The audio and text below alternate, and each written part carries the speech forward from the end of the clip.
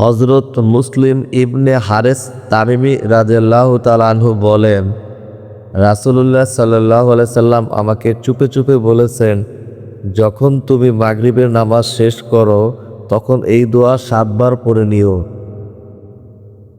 আল্লাহুম্মা আজিরনি মিনান নার।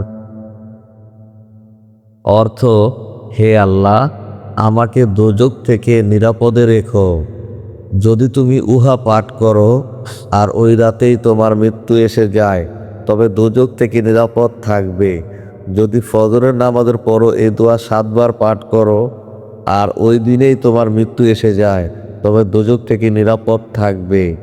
আবু দাউদ। তো আশা করি জাহান্নাম থেকে মুক্তি পাওয়ার জন্য অবশ্যই আপনারা এই আমলটি খুব সুন্দরভাবে পালন করবেন। আল্লাহ আমাদের সবাইকে মাফ করে দিক, আমিন। ভিডিওটি ভালো লাগলে অবশ্যই আমার চ্যানেলটি সাবস্ক্রাইব করবেন। ধন্যবাদ সবাইকে। আসসালামু আলাইকুম।